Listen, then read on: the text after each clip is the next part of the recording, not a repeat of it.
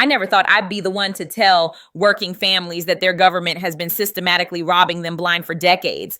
But after 18 months in Congress, after seeing how the sausage really gets made, after witnessing firsthand how every single policy decision gets filtered through the question of how does this benefit our donors, I can't stay silent anymore. What I've discovered about how they're stealing from working families isn't just shocking, it's criminal.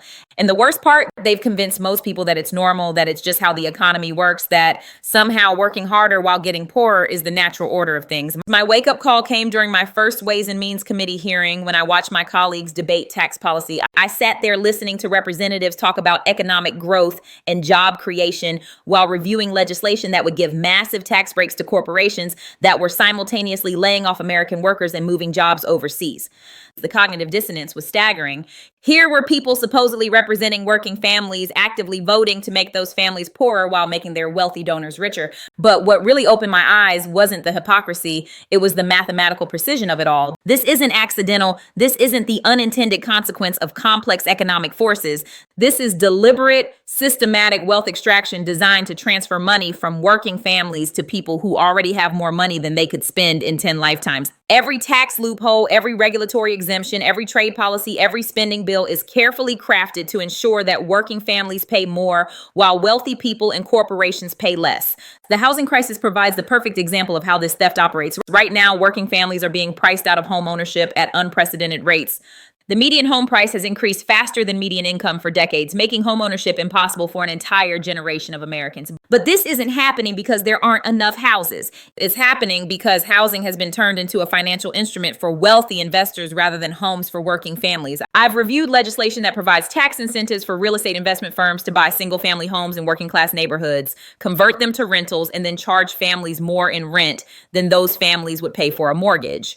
Meanwhile, those same families can't qualify for mortgages because lending standards have been tightened in ways that exclude working people while creating exemptions for investors with substantial assets. The system literally prevents working families from building wealth through home ownership while subsidizing wealthy people to extract wealth from those same families through rent.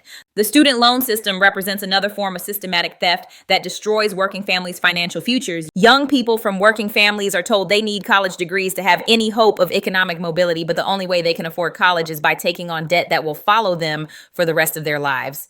Meanwhile, wealthy families can afford to pay for their children's education without debt, giving those children a massive advantage in building wealth after graduation. But here's where it gets really insidious. The same financial institutions that profit from student loans also lobby for policies that keep wages low, making it harder for graduates to pay off their debts. They've created a system where working families go into debt to get the education they need for better jobs, but then those jobs don't pay enough to escape the debt. It's economic bondage disguised as opportunity, and it's completely intentional. Healthcare costs provide another window into how working families get systematically robbed. The United States spends twice as much per person on healthcare as other developed countries, but gets worse health outcomes. Where does all that extra money go? It goes to insurance company profits, pharmaceutical company profits, and inflated administrative costs that exist primarily to extract money from the healthcare system rather than provide healthcare to people. I've watched Congress members vote against allowing Medicare to negotiate prescription drug prices, a policy that would save working families billions of dollars annually, because pharmaceutical companies made it clear that opposing their interests would result in lost campaign contributions and negative advertising. Think about that for a moment. Representatives chose to protect pharmaceutical company profits over the financial well-being of their own constituents, people who are literally dying because they can't afford medications. The insulin crisis illustrates this perfectly. Insulin costs about $3 to manufacture, but pharmaceutical companies charge Americans hundreds of dollars for the same medication that costs $20 in other countries. When I proposed legislation to cap insulin costs for working families, I was told it would stifle innovation and hurt job creation. But the same companies charging Americans outrageous prices for insulin are making record profits while paying their executives multi-million-dollar bonuses. There's no innovation happening, just price gouging enabled by government policy. Mental health care represents another area where working families get systematically exploited. Instead of funding community mental health programs that would provide affordable treatment, we've created a system that funnels public money to for-profit psychiatric hospitals and pharmaceutical companies. Working families who need mental health treatment either go without or go into debt to access care that should be a basic public service. The childcare crisis shows how working families get squeezed from every direction. Childcare costs have increased faster than college tuition, making it impossible for many parents to work full-time because they can't afford care for their children. But instead of creating public childcare programs like every other developed country, we provide tax credits that primarily benefit higher income families while leaving working families without affordable options. Meanwhile, wealthy families can afford nannies and private schools, giving their children advantages that compound over generations. The children of working families start kindergarten already behind, not because their parents don't care about education, but because their parents can't afford the early childhood programs that wealthy families take for granted. The retirement crisis reveals the long-term consequences of policies designed to benefit wealthy people at the expense of working families. Previous generations could work for one company their entire careers and retire with pensions that provided financial security, but corporations lobbied successfully to eliminate pension plans and replace them with 401k plans that transfer all the risk from employers to employees. Now, working families are told they need to become investment experts and save for their own retirements through stock market accounts, while the financial services industry collects fees on every transaction. Meanwhile, wealthy people can hire financial advisors and tax specialists to minimize their tax burden while maximizing their investment returns. The result is a retirement system that works well for people who are already wealthy and fails working families who need it most. Social Security, which was designed to provide a foundation of retirement security for working families, has been under constant attack by the same corporate interests that eliminated private pension plans. They want to privatize Social Security, turning it over to Wall Street firms that would collect fees while providing no guarantees of retirement income. It's the same playbook: socialize the risks, privatize the profits, and leave working families holding the bag. The tax code itself has been systematically rewritten to benefit wealthy people and corporations at the expense of working families. The 2017 Tax Cuts and Jobs Act provides a perfect example. Working families got modest temporary tax reductions that are scheduled to expire, while corporations got massive permanent tax cuts. The result is that working families will end up paying higher taxes to subsidize tax cuts for people who were already wealthy. But it's not just federal taxes. State and local tax systems have been restructured to be increasingly regressive, meaning working families pay a higher percentage of their income in taxes than wealthy people do. Sales taxes, property taxes, and fees for basic government services hit working families hardest while providing numerous exemptions and loopholes for wealthy individuals and corporations. I've reviewed local tax incentive packages that give multinational corporations decades of tax exemptions to locate facilities in working class communities, while those same communities struggle to fund schools, police, and basic infrastructure. The corporations get the benefits of public services without paying for them, while working families pay higher taxes to subsidize corporate welfare. Trade policies provide another mechanism for transferring wealth from working families to corporate shareholders. Trade agreements are consistently structured to benefit multinational corporations while exposing American workers to competition from countries with lower wages and weaker labor protections. The result is downward pressure on American wages and working conditions, while corporate profits increase through access to cheaper labor and new markets. When manufacturing jobs get moved overseas, the communities that lose those jobs are told that free trade benefits everyone through lower consumer prices, but the savings on consumer goods never compensate for the lost wages and economic opportunity. A working family might save $50 a year buying cheaper imported goods, but lose $50,000 in annual income when their manufacturing job disappears. Meanwhile, the executives and shareholders of companies that move jobs overseas see massive increases in their wealth. The savings from cheaper labor don't get passed on to consumers or workers. They get captured by people who were already wealthy. It's wealth extraction disguised as economic efficiency. Immigration policy gets used as another tool for suppressing wages and working conditions for American families instead of creating legal pathways for immigration that protect both American workers and immigrant workers. We've created a system that allows employers to exploit undocumented workers while using the threat of deportation to suppress wages and prevent organizing. This hurts everyone except employers who profit from cheap, exploitable labor. American workers see their wages undermined by competition from people who can't demand fair treatment because of their legal status. Immigrant workers get exploited and live in fear. The only winners are employers who can pay below market wages while threatening workers who try to organize for better conditions. Energy policy represents another area where working families get systematically robbed to benefit wealthy investors. Instead of developing public renewable energy systems that would provide cheap, clean electricity for everyone, we provide subsidies for private renewable energy companies that sell electricity back to working families at profit margins that ensure wealthy investors get rich while working families pay more for basic utilities. The same pattern applies to fossil fuel policy. Working families pay for oil depletion allowances, drilling subsidies, and environmental cleanup costs through their taxes, while oil company shareholders collect the profits. When gas prices rise, working families pay more at the pump, while oil companies report record profits. When oil spills or other environmental disasters occur, working families pay the cleanup costs through their taxes, while oil companies fight to minimize their liability. Transportation policy follows the same wealth extraction model. Instead of investing in public transportation systems that would provide affordable mobility for working families, we subsidize highway construction that benefits suburban communities where wealthy people live, while leaving working families dependent on expensive car ownership for basic transportation. The automotive industry has lobbied successfully against public transportation investments, against fuel efficiency standards, and against safety regulations that would reduce the total cost of car ownership for working families. They've created a system where working families have to spend enormous amounts of money on cars, fuel, insurance, and maintenance, while wealthy people can afford to live in walkable communities with access to public transit. Financial services policy reveals perhaps the most direct form of theft from working families. Banks and financial services companies have lobbied for deregulation that allows them to charge fees for basic banking services while paying essentially zero interest on savings accounts. Working families pay fees to access their own money, while banks use those deposits to make loans at much higher interest rates. Credit card companies charge working families interest rates that would have been considered usury in previous generations, while providing rewards programs that primarily benefit wealthy customers who can pay off their balances every month. Payday lending operations charge working families annualized interest rates that can exceed 400%, creating debt traps that keep families in permanent financial crisis. Meanwhile, wealthy individuals and corporations can access credit at much lower rates, allowing them to leverage their existing wealth to generate more wealth. The financial system literally charges working families more for money while giving wealthy people better deals on everything from mortgages to investment loans.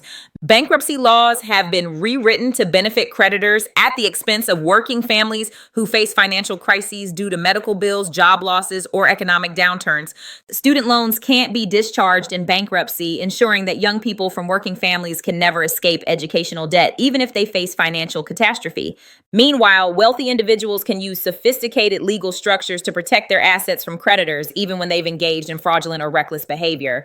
The criminal justice system operates as another mechanism for extracting wealth from working families while protecting wealthy people from consequences. Cash bail systems keep working people in jail before trial simply because they can't afford to pay for their release, while wealthy defendants can always buy their freedom regardless of the severity of their crimes. Private probation companies charge working families fees for supervision services while providing minimal actual supervision, creating additional financial burdens for people who are already struggling.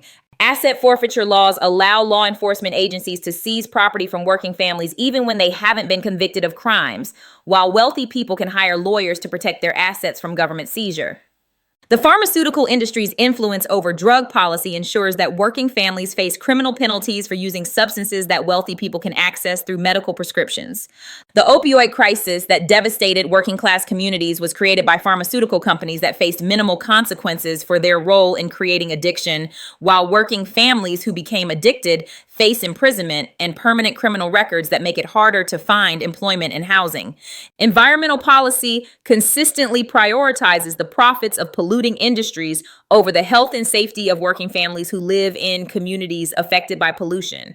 Wealthy people can afford to live in areas with cleaner air and water, while working families are more likely to live near industrial facilities that create health problems. When environmental disasters occur, working families bear the costs through higher healthcare expenses, reduced property values, and lost economic opportunities, while the companies responsible for the pollution use their political influence to minimize cleanup costs and avoid liability. Climate change impacts hit working families hardest because they can't afford to relocate from areas affected by rising sea levels, extreme weather, or other climate-related problems. Agriculture policy provides subsidies for industrial farming operations owned by wealthy individuals and corporations, while family farmers struggle to compete with subsidized competition. Working families pay higher food prices because agricultural policy prioritizes the profits of agribusiness over affordable, healthy food for consumers. Food safety regulations are written by the same corporations they're supposed to regulate, ensuring that compliance costs drive small producers out of business while creating barriers to entry that protect established companies from competition. Working families end up with fewer choices and higher prices, while corporate shareholders benefit from reduced competition. The telecommunications industry has lobbied for policies that allow them to charge working families higher prices for internet access while providing slower speeds and worse service than are available in countries with more competitive markets.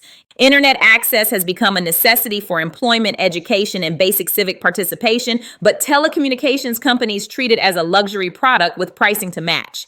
Meanwhile, wealthy communities get better internet service at lower prices because they represent more profitable markets, while working class communities get stuck with expensive, slow connections that limit economic opportunities for residents.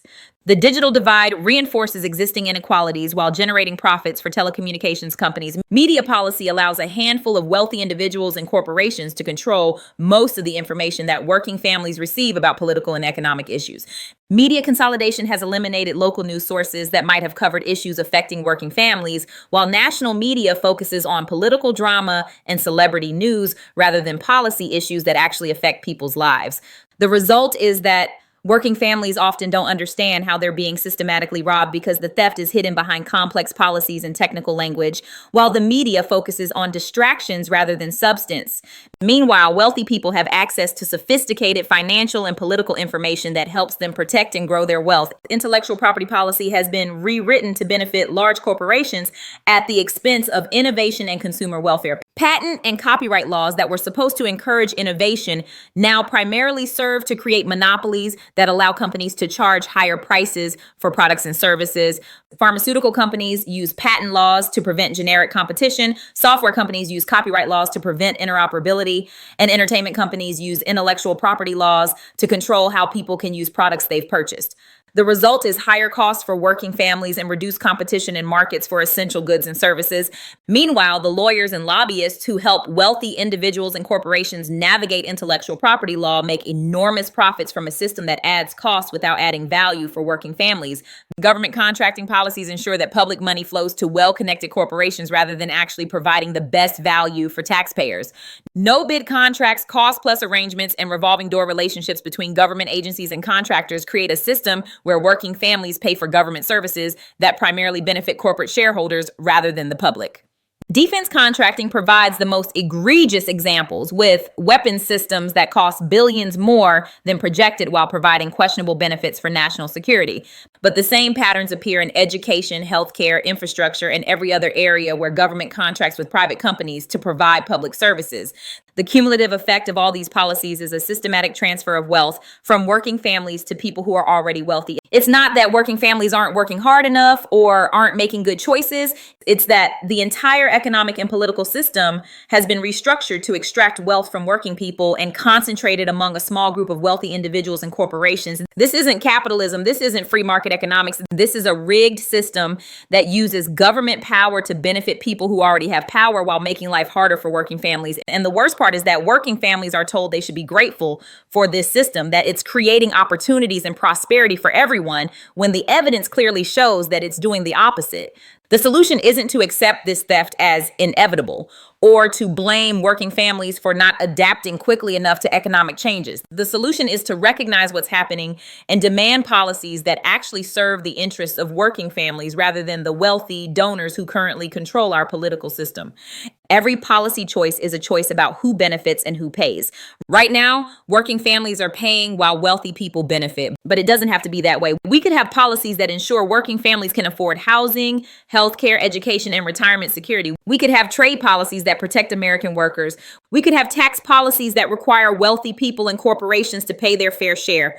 But first, working families have to understand what's being done to them and demand better from their representatives. Because as long as people accept this systematic theft as normal, it will continue.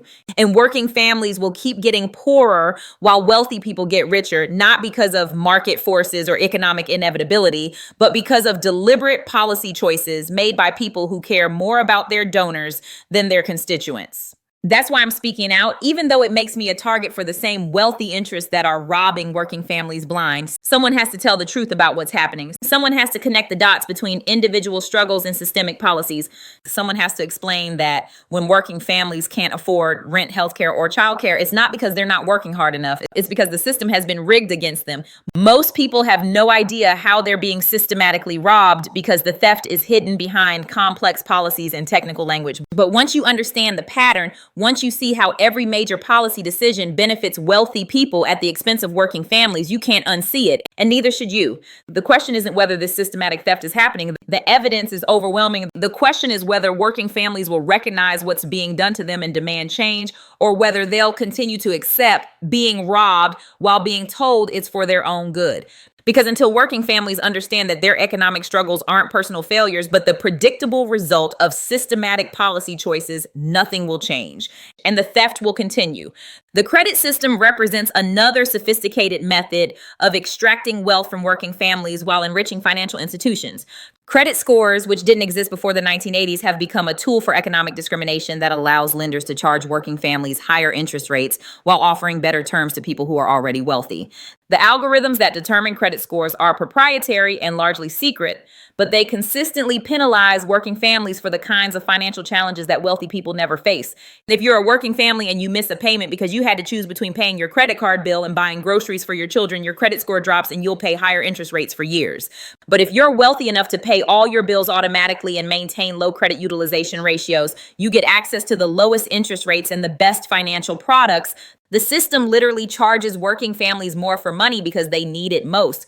Credit card companies have perfected the art of extracting maximum wealth from working families through a combination of fees, interest rates, and psychological manipulation. They market credit cards as tools for financial flexibility and emergency protection, but they design the payment systems to trap people in permanent debt cycles. The minimum payment structure ensures that working families who can only afford minimum payments will pay thousands of dollars in interest on relatively small balances.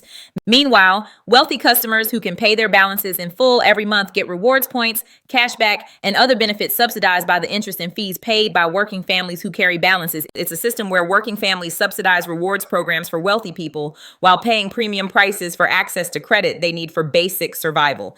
The gig economy represents the latest evolution in corporate strategies for extracting wealth from working families while avoiding traditional employment responsibilities. Companies like Uber, DoorDash, and Amazon have created business models based on classifying workers as independent contractors, allowing them to avoid paying benefits, overtime, workers' compensation, or employer taxes while shifting all business risks onto individual workers. Working families who drive for these companies provide their own vehicles, pay for their own gas and maintenance, assume liability for accidents and injuries, and receive no benefits or job security. Meanwhile, the companies collect fees on every transaction while building billion-dollar valuations for their shareholders. It's a system that privatizes profits while socializing costs, with working families bearing all the risks and expenses while wealthy investors collect the rewards. But the gig economy's impact extends beyond just the workers directly involved. By creating a large pool of workers who aren't protected by labor laws, these companies undercut wages and working conditions for traditional employees in related industries.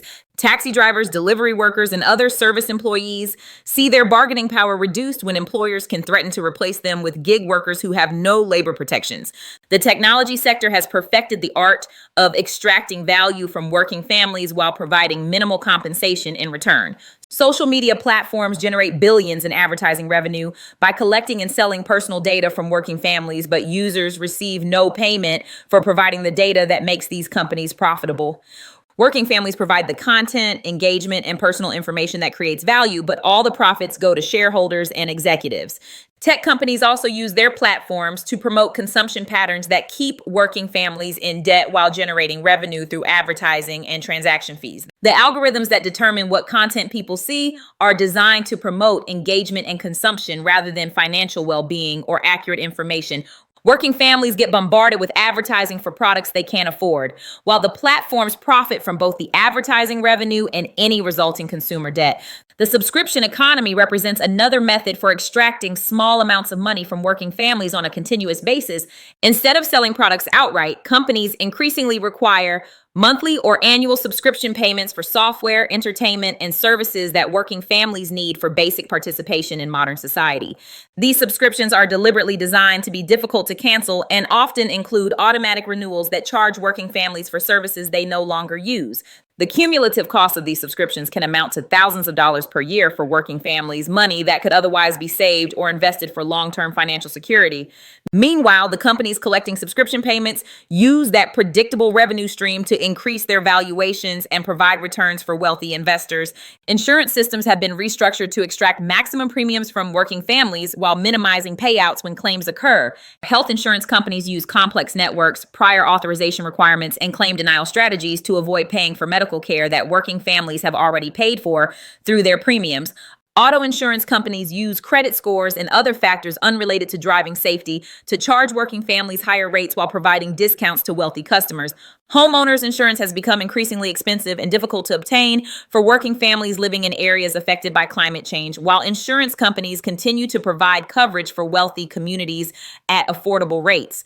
The result is that working families pay more for insurance that provides less protection, while wealthy people get better coverage at lower cost. The legal system operates as another mechanism for protecting wealthy interests while exposing working families to financial exploitation. Wealthy individuals and corporations can afford teams of lawyers to protect their interests and exploit legal loopholes, while working families often can't afford legal representation even when they're victims of fraud or discrimination. Mandatory arbitration clauses in employment contracts, service agreements, and financial products prevent working families from accessing the court system when they're cheated or harmed by corporations. These clauses force disputes into private arbitration systems that are biased toward corporate interests and provide no opportunity for class action suits that might deter systematic exploitation. Meanwhile, wealthy people and corporations can use the court system to pursue aggressive legal strategies against working families, knowing that most people can't afford to defend themselves in prolonged legal battles. Debt collection lawsuits, eviction proceedings, and foreclosure actions often succeed not because working families actually owe the money claimed, but because they can't afford legal representation to challenge fraudulent or abusive collection practices. The education financing system has evolved into a sophisticated debt trap that ensures working families remain financially vulnerable across generations. College costs have increased far faster than inflation or family incomes, while student financial aid has shifted from grants that don't need to be repaid to loans that follow students for decades. Meanwhile, wealthy families can afford to pay for their children's education without debt, providing those children with significant advantages in building wealth after graduation. But the impact goes beyond just individual student debt. Communities lose talented young people who can't afford to stay in expensive areas after graduation, while wealthy communities benefit from an influx of educated workers whose student loans were paid by their families. The result is a systematic transfer of human capital from working class communities to wealthy areas, reinforcing existing patterns of inequality. Professional licensing requirements have been expanded to cover occupations that previously didn't require expensive training or certification, creating barriers to entry that protect established businesses from competition while making it harder for working families to start their own enterprises. Hair braiding, flower arranging, and dozens of other occupations now require licenses that cost money and time that working families often can't afford. These licensing requirements are typically promoted by existing businesses that want to limit competition, but they're presented as consumer protection measures. The result is that working families pay higher prices for services while entrepreneurship becomes more difficult for people without significant initial capital. The patent system has been weaponized by large corporations to prevent competition and maintain high prices for products and services that working families need. Pharmaceutical companies use patent evergreening strategies to prevent generic competition for essential medications. Technology companies use software patents to prevent interoperability and force consumers to buy products from specific vendors. Even basic business processes and naturally occurring substances have been patented, creating artificial scarcity and higher prices. Meanwhile, the costs of patent litigation are so high that small businesses and inventors can't afford to defend their innovations against patent trolls and large corporations.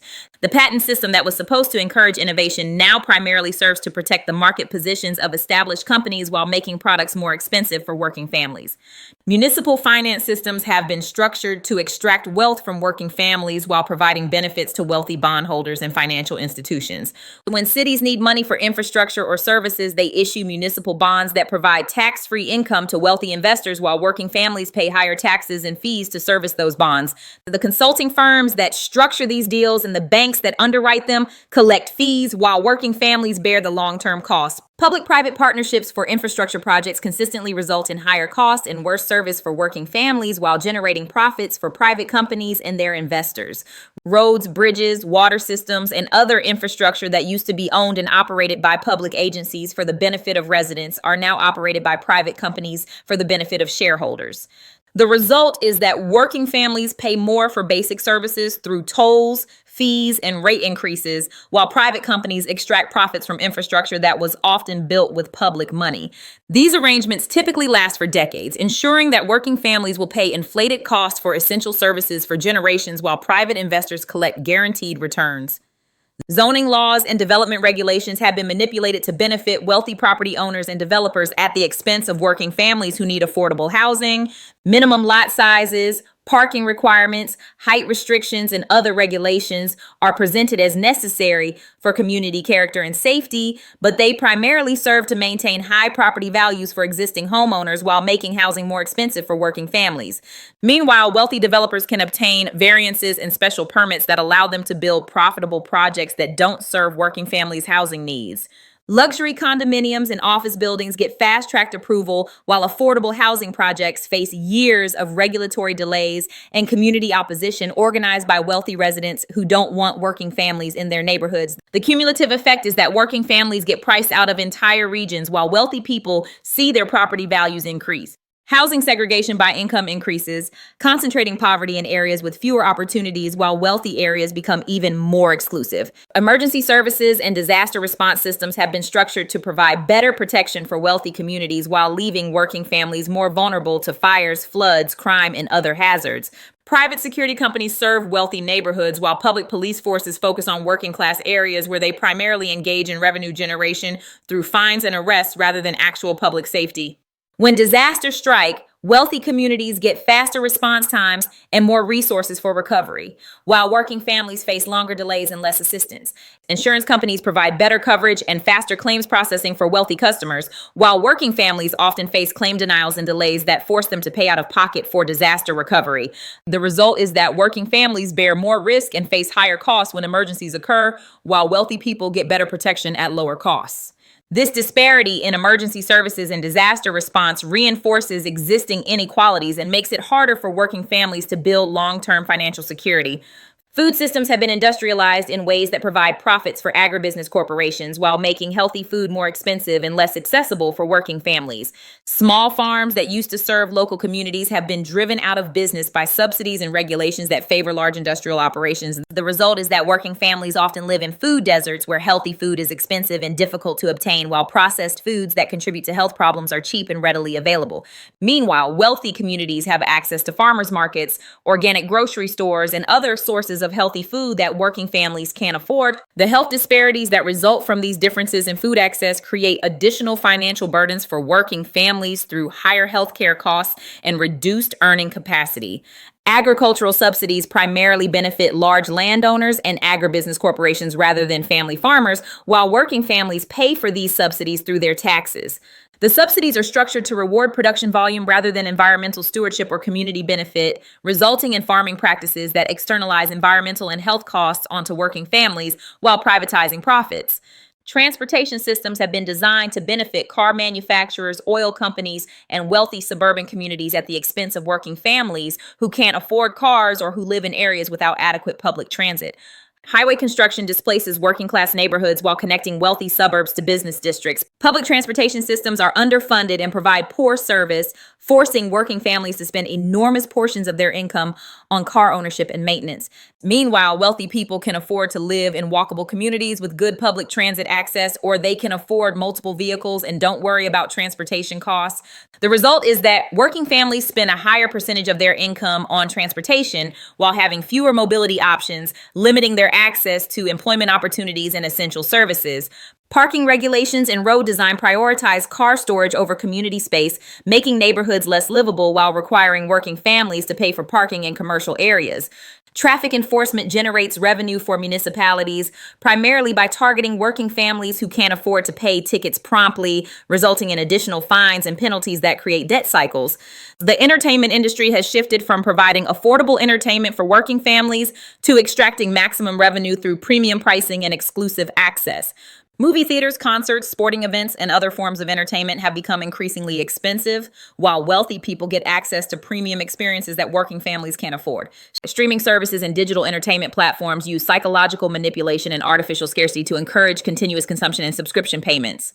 Working families are bombarded with content designed to promote dissatisfaction and consumption, while wealthy people can't afford to hire personal entertainment consultants and access exclusive content. The result is that working families spend more of their limited income on entertainment that provides temporary distraction from financial stress rather than building long-term wealth or skills. Meanwhile, the entertainment industry generates enormous profits for wealthy shareholders while providing minimal value to working families. These systematic methods of wealth extraction all work together to ensure that working families remain financially vulnerable while wealthy people and corporations continue to accumulate wealth and power. Each individual policy might seem reasonable or even beneficial when considered in isolation, but the cumulative effect is a comprehensive system for transferring wealth from people who work for a living to people who make money from owning assets. The psychological impact of this systematic theft is as damaging as the financial impact. Working families are constantly told that their economic struggles are due to personal failures, lack of education, poor choices, or insufficient effort. This gaslighting prevents working families from recognizing that their struggles are the predictable result of systematic exploitation rather than individual shortcomings. Meanwhile, wealthy people are praised for their success and intelligence, even when their wealth comes primarily from exploiting working families rather than creating value. This narrative serves to legitimize the wealth extraction system while making working families feel ashamed of their financial struggles. The intergenerational impact of this systematic theft means that working families can't build wealth to pass on to their children, while wealthy families accumulate advantages that compound across generations. The result is increasing inequality that becomes more entrenched over time, making social mobility increasingly difficult for working families while ensuring that wealthy families maintain their advantages. Breaking this cycle requires more than just individual financial discipline or education. It requires recognition that the system has been deliberately structured to benefit wealthy people at the expense of working families, and it requires political action to change policies that enable this systematic theft. Working families need to understand that their economic struggles are not personal failures, but the result of deliberate policy choices made by representatives who care more about wealthy donors than working constituents. Only by recognizing the systematic nature of the theft can working families organize effectively to demand policies that actually serve their interests. That's why I'm speaking out about these issues, even though it makes me a target for the wealthy interests that profit from the current system. Working families deserve to understand what's being done to them and who's responsible for their economic struggles. They deserve representatives who will fight for their interests rather than serve wealthy donors who are systematically robbing them blind.